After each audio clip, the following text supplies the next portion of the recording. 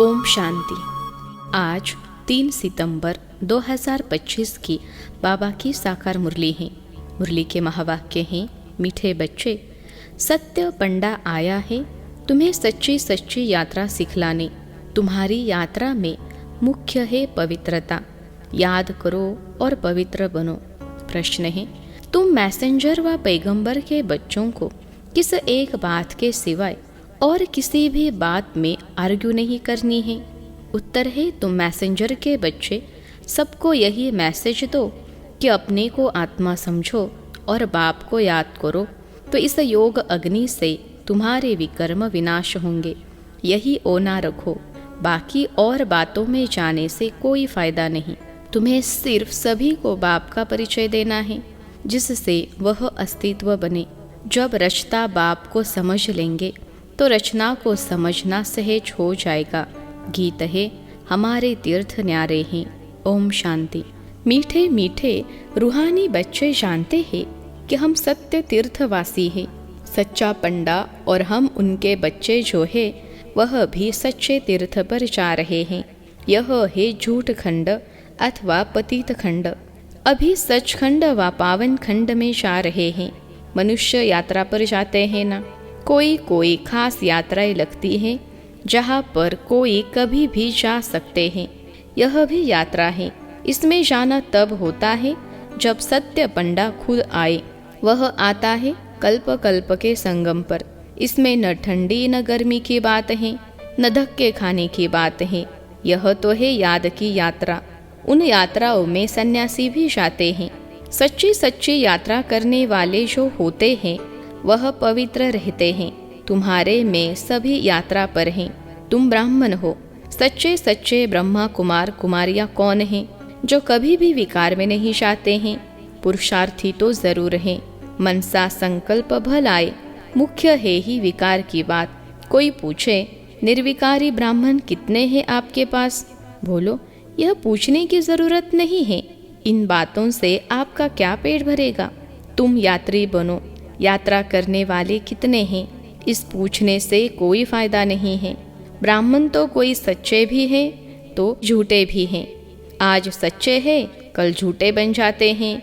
विकार में गया तो ब्राह्मण नहीं ठहरा, फिर शूद्र का शूद्र हो गया। आज प्रतिज्ञा करते, कल विकार में गिर असुर बन जाते हैं। अब यह बातें कहाँ तक बैठ समझाए? इनसे पेट तो नहीं भरेगा व मुख मीठा नहीं होगा। यहाँ हम बाप को याद करते हैं और बाप की रचना के आदि मध्य अंत को जानते हैं।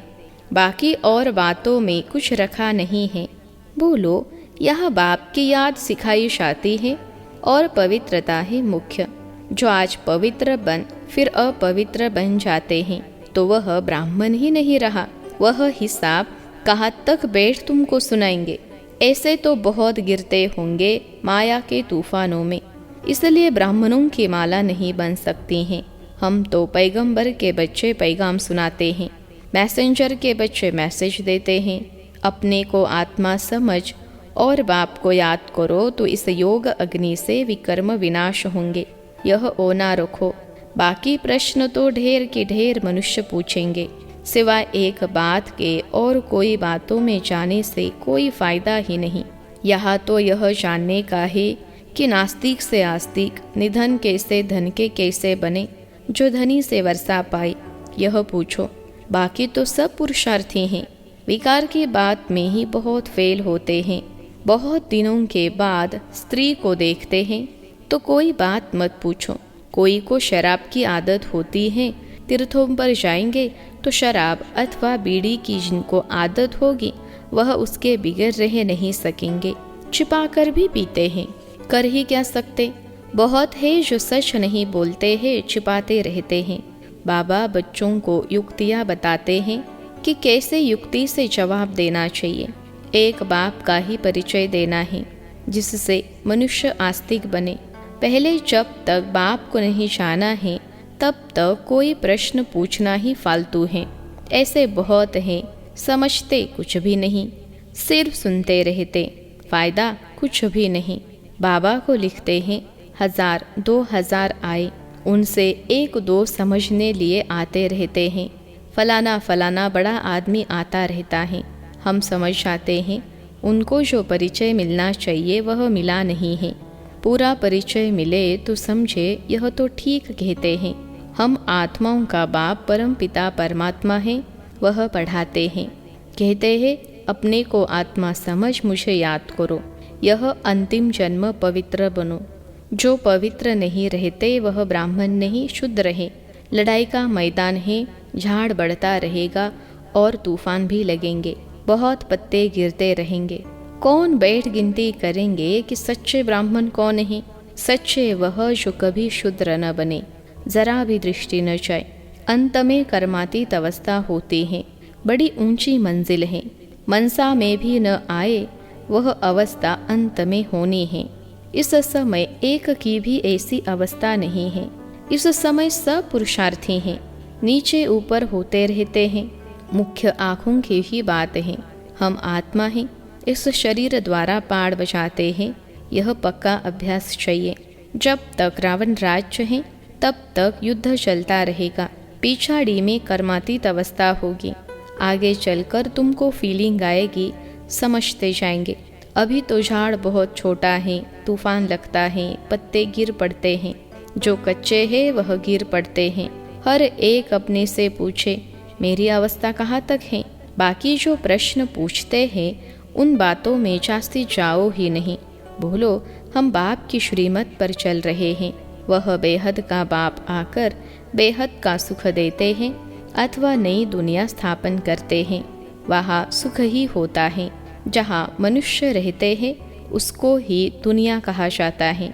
निराकारी वर्ल्ड में आत्माएं है ना। यह किसकी बुद्धि में नहीं है कि आत्मा कैसे बिंदी है। यह भी पहले कोई नए को नहीं समझाना है। पहले पहले तो समझाना है। बेहद का बाप बेहद का वर्षा देते हैं। भारत पावन था, अभी पतित है। कलयुग के बाद फिर सतयुग आना है। दूसरा कोई भी समझा न सके सिवाय BK। यह है नई रचना। बाप पढ़ा रहे हैं। यह समझानी बुद्धि में रहनी चाहिए। कोई डिफिकल्ट बात नहीं है, परंतु माया भुला देती है, विकर्म करा देती है। आधा कल्प से विकर्म करने की आदत पड़ी हुई है। वह सब आसुरी आदतें मिटानी है। बाबा खुद कहते हैं सब पुरुषार्थी हैं। कर्मातीत अवस्था को पाने में बहुत टाइम लगता है। ब्राह्मण कभी विकार में नहीं जाते। युद्ध के मैदान में चलते चलते हार खा लेते हैं। इन प्रश्नों से कोई फायदा नहीं। पहले अपने बाप को याद करो। हमको शुबाबा ने कल्प पहले मुहाफिक फरमान दिया है कि अपने को आत्मा समझ मुझे याद करो। यह वही लड़ाई है। बाप एक है। श्री कृष्ण को बाप नहीं कहेंगे। श्री कृष्ण का नाम डाल दिया है। रॉन्ग से राइट बनाने वाला बाप है। तब तो उनको ट्रूथ कहा जाता है ना। इस समय तुम बच्चे ही सारे सृष्टि के राज को जानते हो। सतयुग में है DT डिनाइस्टी। रावण राज्य में फिर है आसुरी डिनाइस्टी। संगम युग क्लियर कर दिखाना है। यह है पुरुषोत्तम संगम युग। उस तरफ देवताएं, इस तरफ असुर। बाकी उन्हों की लड़ाई हुई नहीं है। लड़ाई तुम ब्राह्मणों की है विकारों से। इनको भी लड़ाई नहीं कहेंगे। सबसे बड़ा है काम विकार। यह महाशत्रु है। इन पर जीत पाने से ही तुम जगत जीत बनेंगे। इस विषय पर ही अबलाएं मार खाती हैं। अनेक प्रकार के विघ्न पड़ते हैं। मूल बात है पवित्रता की। पुरुषार्थ करते करते तूफान आते आते तुम्हारी जीत हो जाएगी। माया थक जाएगी। कुश्ती में पहलवान जो होते हैं वह झट सामना कर लेते हैं। उनका धंधा ही है अच्छी रीति लड़कर जीत पाना। पहलवान का बड़ा नामाचार होता है, इनाम मिलता है। तुम्हारी तो यह है गुप्त बात। तुम जानते हो हम आत्माएं पवित्र थीं, अभी अपवित्र बनी है, फिर पवित्र बनना है। यही मैसेज सबको देना है। और कोई भी प्रश्न पूछे तुमको इन बातों में जाना ही नहीं है। तुम्हारा है ही रूहानी धंधा। हम आत्माओं में बाबा ने ज्ञान भरा था, बाद में प्रारब्ध पाई, ज्ञान खत्म हो गया। अब फिर बाबा ज्ञान भर रहे हैं। बाकी नशे में रहो। बोलो बाप का मैसेज देते हैं कि बाप को याद करो तो कल्याण होगा। तुम्हारा धंधा ही यह रूहानी है। पहली पहली बात कि बाप को जानो। बाप ही ज्ञान का सागर हैं। वह कोई पुस्तक थोड़े ही सुनाते हैं। वो लोग जो डॉक्टर ऑफ फिलॉसफी आदि बनते हैं वह किताब पढ़ते हैं। भगवान तो नॉलेजफुल हैं। उनको सृष्टि के आदि मध्य अंत की नॉलेज है। वह कुछ पढ़ा है क्या? वह तो सब वेदों शास्त्रों आदि को जानते हैं। बाप कहते हैं मेरा पार्ट है तुमको नॉलेज समझाने का। ज्ञान और भक्ति का कॉन्ट्रास्ट और कोई बता न सके। यह है ज्ञान की पढ़ाई। भक्ति को ज्ञान नहीं कहा जाता है। सर्व का सद्गति दाता एक ही बाप है। वर्ल्ड की हिस्ट्री ज़रूर रिपीट होगी। पुरानी दुनिया के बाद फिर नई दुनिया ज़रूर आनी है। तुम बच्चे जानते हो बाबा हमको फिर से पढ़ाते हैं। बाप कहते हैं मुझे याद करो, जोर सारा इस पर है। बाबा जानते हैं बहुत अच्छे अच्छे नामी ग्रामी बच्चे इस याद की यात्रा में बहुत कमज़ोर हैं, और जो नामी ग्रामी नहीं, बांधे लिया है, गरीब है, वह याद की यात्रा में बहुत रहते हैं। हर एक अपनी दिल से पूछे मैं बाप को कितना समय याद करता हूँ। बाबा कहते हैं बच्चे जितना हो सके तुम मुझे याद करो, अंदर में बहुत हर्षित रहो। भगवान पढ़ाते हैं तो कितनी खुशी होनी चाहिए। बाप कहते हैं तुम पवित्र आत्मा थे, फिर शरीर धारण कर पाड़ बजाते बजाते पतित बने हो। अब फिर पवित्र बनना है, फिर वही देवी पाड़ बजाना है। तुम देवी धर्म के हो ना। तुमने ही 84 का चक्र लगाया है। सब सूर्यवंशी भी 84 जन्म थोड़े ही लेते हैं, पीछे आते रहते हैं ना। नहीं तो फट से सभी आ जाए। सवेरे उठकर बुद्धि से कोई काम ले तो समझ सकते हैं। बच्चों को ही विचार सागर मंथन करना है। शुबाबा तो नहीं करते हैं। वह तो कहते हैं ड्रामा अनुसार जो कुछ सुनाता हूँ ऐसे ही समझो। कल्प पहले जो समझा था, कल्प पहले जो समझाया था वही समझाया। मंथन तुम करते हो, तुमको ही समझाना है, ज्ञान देना है। यह ब्रह्मा भी मंथन करते हैं। बीके को मंथन करना है, शुबाबा को नहीं। मूल बात कोई से भी जास्ती टॉक नहीं करनी है। आर्ग्यू शास्त्रवादी आपस में बहुत करते हैं। तुमको आर्ग्यू यानी वाद विवाद नहीं करना है। तुमको सिर्फ पैगाम देना है। पहले सिर्फ मुख्य एक बात पर समझाओ और लिखाओ। पहले पहले यह सबक यानी पाठ रखो कि यह कौन पढ़ाते हैं, सो लिखो। यह बात तुम पिछाड़ी में ले जाते हो, इसलिए संशय पड़ता रहता है। निश्चय बुद्धि न होने कारण समझते नहीं हैं। सिर्फ कह देते बात ठीक है। पहले पहले मुख्य बात ही यह है। रचता बाप को समझो, फिर रचना का राज समझना। मुख्य बात गीता का भगवान कौन, तुम्हारी विजय भी इनमें होनी है। पहले पहले कौन सा धर्म स्थापन हुआ? पुरानी दुनिया को नई दुनिया कौन बनाते हैं? बाप ही आत्माओं को नया ज्ञान सुनाते हैं, जिससे नई दुनिया स्थापन होती है। तुमको बाप और रचना की पहचान मिलती है।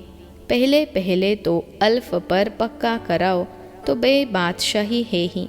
बाप से ही वर्षा मिलता है। बाप को जाना और वर्षे का हकदार बना। बच्चा जन्म लेता है, माँ बाप को देखा और बस पक्का हो जाएगा। माँ बाप के सिवाय कोई के पास जाएगा भी नहीं, क्योंकि माँ से दूध मिलता है। यह भी ज्ञान का दूध मिलता है। मात पिता है ना, यह बड़ी महीन बातें हैं, जल्दी कोई समझ न सके। अच्छा, मीठे मीठे सिखलते बच्चों प्रति मात पिता बाप दादा का याद प्यार और गुड मॉर्निंग। रूहानी बाप की रूहानी बच्चों को नमस्ते। हम रूहानी बच्चों की सिखलते रूहानी मात पिता बाप दादा को याद प्यार, गुड मॉर्निंग और नमस्ते बाबा नमस्ते। धारणा के लिए मुख्य सार। पहली पॉइंट है सच्चा सच्चा पवित्र ब्राह्मण बनना है। कभी शूद्र यानी पतित बनने का मनसा में भी ख्याल न आए, जरा भी दृष्टि न जाए, ऐसी अवस्था बनानी है। दूसरी पॉइंट है बाप जो पढ़ा रहे हैं वह समझानी बुद्धि में रखनी है। जो विकर्म करने की आसुरी आदतें पड़ी हुई हैं उन्हें मिटाना है। पुरुषार्थ करते करते संपूर्ण पवित्रता की ऊंची मंजिल को प्राप्त करना है। आज का वरदान है कारण का निवारण कर चिंता और भय से मुक्त रहने वाले मास्टर सर्वशक्तिमान भव। कारण का निवारण कर चिंता और भय से मुक्त रहने वाले मास्टर सर्वशक्तिमान भव। विश्लेषण है, वर्तमान समय अल्पकाल के सुख के साथ चिंता और भय, यह दो चीज़ें तो है ही। जहाँ चिंता है वहाँ चैन नहीं हो सकता, जहाँ भय है वहाँ शांति नहीं हो सकती। तो सुख के साथ यह दुख अशांति के कारण भी है ही। लेकिन आप सर्व शक्तियों के खजाने से संपन्न मास्टर सर्वशक्तिवान बच्चे, दुखों के कारण का निवारण करने वाले, हर समस्या का समाधान करने वाले समाधान स्वरूप हो। इसलिए चिंता और भय से मुक्त हो। कोई भी समस्या आपके सामने खेल करने आती है, न कि डराने। आज का स्लोगन है, अपनी वृत्ति को श्रेष्ठ बनाओ तो आपकी प्रवृत्ति स्वतः श्रेष्ठ हो जाएगी। अपनी वृत्ति को श्रेष्ठ बनाओ तो आपकी प्रवृत्ति स्वतः श्रेष्ठ हो जाएगी। अव्यक्त इशारे, अब लगन की अग्नि को प्रज्वलित कर योगों को ज्वाला रूप बनाओ। समय प्रमाण, अब सर्व ब्राह्मण आत्माओं को समीप लाते हुए ज्वाला स्वरूप का वायुमंडल बनाने की सेवा करो। उसके लिए चाहे भट्टियाँ करो या आपस में संगठित होकर रूह रिहान करो, लेकिन ज्वाला स्वरूप का अनुभव करो और कराओ। इस सेवा में लग जाओ तो छोटी छोटी बातें सहज परिवर्तन हो जाएंगी। अच्छा, ओम शांति।